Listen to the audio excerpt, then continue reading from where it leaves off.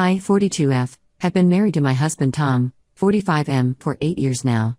We have a blended family that includes my 2 daughters from my previous marriage, Zoe, 22F, and Emma, 19F, and Tom's son Jake, 17M, from his previous relationship. Our family's story is complicated, and the recent events with Jake's dog have brought a lot of underlying issues to the surface. To give some context, my first marriage ended when Zoe was 14 and Emma was 11. Their father, Mark, had been having an affair with a co-worker for years, and when I finally discovered it, our marriage fell apart quickly. The girls took the divorce hard, especially Zoe, who had always been closer to her dad. She became withdrawn and rebellious, while Emma clung to me even more tightly than before. I met Tom about a year after my divorce was finalized. He was charming, kind, and seemed to genuinely care about my girls. Tom had been divorced for 2 years at that point, and Jake was living primarily with his mom. We dated for a year before getting married, and that's when the real challenges began. Blending our families was far from easy. Zoe, who was 16 when Tom and I got married, resented having a new father figure in her life. She often made snide comments about Tom trying to replace her dad and would purposely exclude him from family activities. Emma, on the other hand, latched onto Tom quickly, seeing him as a stable father figure after the turmoil of the divorce. Jake's situation was even more complicated. He was only 9 when we got married, and he split his time between our house and his mom's. Jake's mom, Lisa, had some issues with substance abuse, which meant that Jake's home life was often unstable. Tom felt incredibly guilty about this, and it led him to overcompensate when Jake was with us. From the beginning, Tom would let Jake get away with things he'd never allowed Zoe or Emma to do. He'd let Jake stay up late on school nights, buy him expensive gifts for no reason, and never follow through on consequences when Jake misbehaved. I tried to talk to Tom about this many times, but he always brushed it off, saying Jake needed extra support because of his mom's issues. This favoritism caused a lot of tension in our household. Zoe, already resentful of Tom, saw Jake as the golden child and would often pick fights with him. Emma, desperate for attention, started acting out in school. I felt caught in the middle, trying to balance everyone's needs while also addressing the clear disparity in how the kids were being treated. Things came to a head about 3 years ago when Jake, then 14, started begging Tom for a dog. We already had a cat, Whiskers, who had been with me and the girls since before the divorce. Jake insisted that he wanted a dog of his own, promising to take full responsibility for its care. I was hesitant. Jake had shown little interest in helping with Whiskers, and I worried that the responsibility of a dog would be too much for him. But Tom was adamant, insisting that having a dog would teach Jake valuable life skills and give him a sense of purpose. After weeks of debate, I reluctantly agreed. Tom surprised Jake with a golden retriever puppy for his 14th birthday. Jake was over the moon and named the puppy Buddy. For the first few months, Jake was great with Buddy. He'd wake up early to walk him before school, play with him in the backyard, and even started teaching him basic commands. Tom was thrilled, constantly pointing out how responsible Jake had become. But as the months wore on, Jake's enthusiasm began to wane. He'd forget to feed Buddy or take him out, leaving the task to whoever noticed first. He stopped playing with Buddy as much, preferring to spend time gaming or hanging out with friends. When we'd remind Jake of his responsibilities, he'd grudgingly do the bare minimum, often complaining the whole time. Tom and I argued about this constantly. I felt we should rehome Buddy if Jake couldn't care for him properly, but Tom always made excuses for Jake's behavior. He'd say things like, "Jake's just going through a phase," or "he's got a lot on his plate with school." I pointed out that Zoe and Emma both managed their schoolwork and extracurriculars while still helping around the house, but Tom would just accuse me of being too hard on Jake. This is where my daughter Zoe comes into the picture. She had just finished college and moved back home while job hunting. Zoe had always loved animals, and seeing Buddy being neglected broke her heart. She started picking up Jake's slack, taking Buddy for long walks, buying him toys, and even enrolling him in obedience classes. Over time, Buddy became deeply attached to Zoe. He'd follow her around the house, sleep by her door when she was out, and get visibly excited whenever she came home. Zoe became Buddy's primary caretaker, handling all his vet appointments, grooming, and day-to-day care. Jake barely interacted with Buddy anymore, and when he did, Buddy seemed indifferent to him. I tried multiple times to address this issue with Tom and Jake. I suggested that if Jake truly cared about Buddy, he needed to step up and take responsibility. But Jake would just shrug and say Buddy seemed happy with Zoe, while Tom continued to make excuses for Jake's behavior. The situation came to a head last month when Zoe got a job offer in a city about 2 hours away. She was excited about the opportunity but torn about leaving Buddy. I could see how attached they had become, and I knew Buddy would be devastated if Zoe left. After much consideration, I suggested to Zoe that she take Buddy with her. Zoe was thrilled with the idea but worried about Jake's reaction. I assured her that I would handle it and that Buddy deserved to be with someone who truly cared for him. When I told Tom and Jake about the plan, all hell broke loose. Jake threw a massive tantrum, yelling that we had no right to give away his dog. Tom backed him up, accusing me of favoritism and trying to push Jake out of the family. I stood my ground, pointing out that Jake hadn't properly cared for Buddy in over a year and that the dog would be happier with Zoe. The argument got heated quickly. Jake called me horrible names, saying I had never accepted him as part of the family. Tom threatened divorce if I stole Jake's dog, saying I was trying to erase all traces of Jake from our home. I was shocked by their reactions and how unreasonable they were being. In the end, despite the threats and anger, I told Zoe to take Buddy when she moved out last week. Jake hasn't spoken to me since, and Tom is sleeping in the guest room. The atmosphere in our house is tense and uncomfortable, with Emma trying to stay neutral but clearly stressed by the conflict. I feel terrible about the family turmoil this has caused, but I truly believe I made the right choice for Buddy's well-being. Am I the asshole for giving my stepson's neglected dog to my daughter? Update when it's been 2 weeks since my original post, and a lot has happened. I want to thank everyone for their comments and support. It's been a challenging time, and your perspectives have been helpful as I navigate this family crisis. The day after Zoe left with Buddy, Jake's behavior took a sharp turn for the worse. He started slamming doors, yelling at everyone in the house, and even broke some of Zoe's things that she'd left behind. Tom continued to enable this behavior, making excuses and blaming me for traumatizing Jake by taking away his dog. I tried several times to have a calm discussion with Jake about his feelings, but he refused to engage. Instead, he demanded that we drive to Zoe's new place immediately and bring Buddy back. When I explained that wasn't going to happen, he stormed out of the house, slamming the front door so hard that a picture fell off the wall and shattered.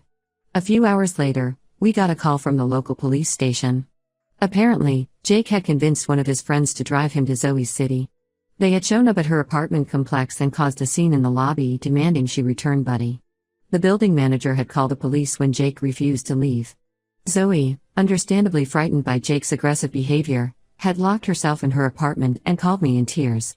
Tom immediately left to pick up Jake from the police station, leaving me to deal with the fallout. I spent over an hour on the phone with Zoe, trying to calm her down and apologizing profusely for Jake's behavior. She was shaken but said she understood Jake was acting out of hurt. Still, she was firm in her decision to keep Buddy, saying the dog had been whimpering and hiding since Jake's outburst. While Tom was gone, I also spoke with Buddy's vet and trainer. Both confirmed that Zoe had been Buddy's primary caregiver for over a year. The trainer mentioned that Buddy had made significant progress in his obedience training since Zoe started bringing him, and the vet noted that Buddy's health had improved under Zoe's care. They both expressed concern that separating Buddy from Zoe now could be detrimental to the dog's well-being.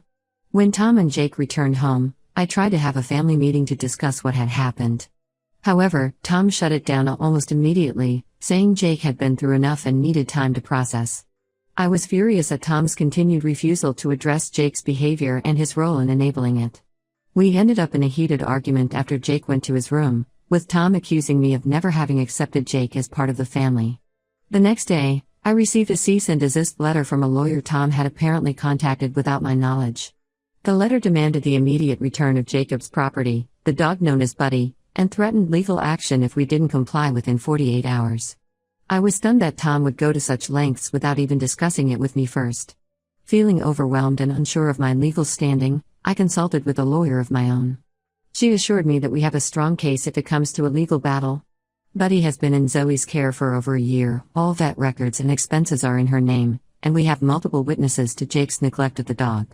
My lawyer also pointed out that since Buddy was a gift, and Jake is a minor, the legal ownership is murky at best. The household has become incredibly tense. Emma, my younger daughter, has retreated to her room, not wanting to get involved in the conflict. She told me privately that she agrees Buddy is better off with Zoe but doesn't want to take sides openly. Jake continues to alternate between angry outbursts and sullen silence, refusing to go to school and spending most of his time locked in his room playing video games. Tom and I are barely speaking. When we do interact, it's either to argue about the situation with Buddy or to discuss mundane household matters in clipped, formal tones. I've started sleeping in the guest room myself, unable to bear the tension of sharing a bed with Tom. I'm holding firm on my decision about Buddy, but I'm worried about the long-term impact this will have on our family. The rift between Tom and me seems to be growing wider by the day, and I'm genuinely concerned about the state of our marriage. Jake's behavior is also deeply troubling, and I fear that Tom's constant enabling is doing more harm than good. Despite all this, I still believe I made the right choice for Buddy's well-being. The dog deserves to be with someone who loves and cares for him properly. I just hope that in time, Jake and Tom will be able to see that too. I'll update again if there are any significant developments, especially regarding the potential legal action. Thank you all again for your support during this difficult time. Update 2: It's been a month since my last update, and I wanted to share some unexpected developments in our family situation. Things have taken a turn that I never saw coming, and I'm still processing everything that's happened. After my last update, the tension in our house continued to escalate. Tom followed through on his threat of legal action, and we received a summons for a civil court date regarding ownership of Buddy. I was devastated that it had come to this, but I was prepared to fight for what I believed was right. The night before our scheduled court appearance, something unexpected happened. Jake knocked on my door late in the evening, asking if we could talk. It was the first time he had willingly spoken to me since Buddy left. I was surprised but agreed, hoping we might finally have a breakthrough. What Jake told me that night changed everything. For the first time since this whole ordeal began, he was calm and seemed genuinely remorseful. He started by apologizing for his recent behavior, admitting that he had been lashing out because he felt guilty and ashamed. Then Jake revealed something that shocked me to my core. He confessed that he had been struggling with depression for the past year. He said it started after a falling out with his mom, Lisa. Apparently, Lisa had promised to get clean and that Jake lived with her full-time, but she had relapsed badly, leading to a huge fight between them. Jake had been keeping this from everyone, not wanting to disappoint his dad or add to the family's problems. Jake explained that his withdrawal and neglect of Buddy were symptoms of his depression. He said he often couldn't find the energy to take care of himself, let alone a dog. He admitted that he knew Buddy was better off with Zoe but had been too proud and ashamed to admit it earlier. I was stunned and heartbroken that I hadn't realized how much Jake was struggling. I hugged him as he broke down crying, apologizing over and over the trouble he had caused. We stayed up late into the night talking, with Jake opening up about his feelings of inadequacy and fear of abandonment. The next morning, Jake insisted on coming to court with us. Tom was surprised but didn't object. When we arrived at the courthouse, Jake asked to speak privately with Tom's lawyer. I wasn't privy to their conversation, but when they emerged, the lawyer looked troubled. When the judge called our case, Jake surprised everyone by asking to address the court. He took full responsibility for neglecting Buddy, telling the judge about his struggles with depression and how Zoe had stepped in to care for the dog when he couldn't. Jake said that while he missed Buddy, he knew the dog was better off with Zoe. He apologized for his recent behavior and asked the judge to allow Buddy to stay with Zoe. The judge commended Jake for his honesty and maturity. She ruled in our favor, officially granting ownership of Buddy to Zoe. Tom was visibly shocked by Jake's admission and the ruling. After court, he pulled Jake into a tight hug, tears in his eyes. On the drive home, Tom apologized to me for his behavior over the past month. He admitted that he had been so focused on protecting Jake that he had failed to see the real issues at hand. We agreed to start marriage counseling to work on our communication and the strain this situation had put on our relationship. Jake started seeing a therapist to work through his depression and the issues stemming from his complicated relationship with his mom. It's early days, but he seems to be making progress. He's opened up more to Tom and me about his feelings and has even started talking about possibly reaching out to Lisa again, with the support of his therapist. Zoe has been incredibly understanding through all of this. When I told her about Jake's struggles, she was sympathetic and offered to bring Buddy for visits once things settled down. She even suggested that Jake might want to volunteer at the animal shelter where she sometimes helps out, thinking it might be therapeutic for him. We're taking things one day at a time, but I feel cautiously optimistic. There's still a lot of healing to be done, but for the first time in a long while, it feels like we're all on the same page. I'll update again if there are any significant changes, but for now, we're focused on supporting Jake and rebuilding our family bonds.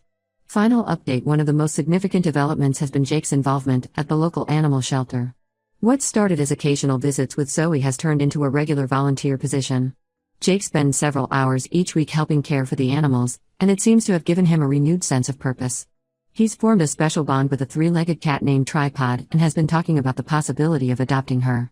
Tom and I have been attending marriage counseling, which has been both challenging and enlightening. We've had to confront some uncomfortable truths about our communication styles and the ways we've enabled certain behaviors in our children. It hasn't been easy, but I feel like we're slowly rebuilding the trust and understanding between us. We're learning to present a more united front in our parenting decisions, which has helped reduce tension in the household. Zoe has settled well into her new job and apartment. She brings Buddy to visit about once a month, which has become a positive family bonding time. Jake and Buddy's reunions were awkward at first, but they've grown more comfortable with each other. Jake often takes Buddy for walks during these visits, which seems to be healing for both of them. Emma, who had initially tried to stay out of the conflict, has become more engaged with the family.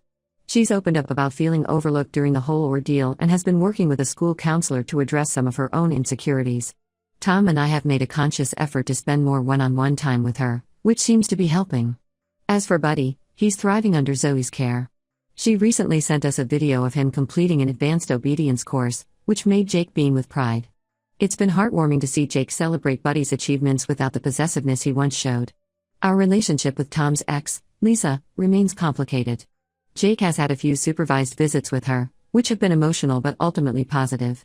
She's been making efforts to maintain her sobriety, and while we're cautiously optimistic, we're also realistic about the challenges she faces.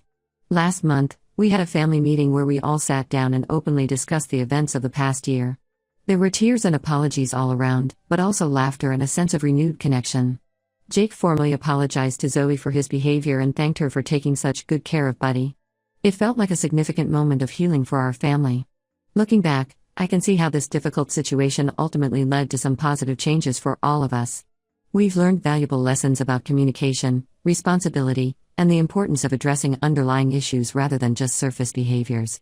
While I stand by my original decision about Buddy, I regret not recognizing Jake's struggles sooner. Our family isn't perfect, and we still have our share of disagreements and challenges. But the crisis with Buddy forced us to confront issues we had been avoiding and ultimately brought us closer together. I'm cautiously optimistic about our future as a family. Thank you all for your support throughout this journey. Your advice and perspective have been invaluable in helping us navigate this difficult situation.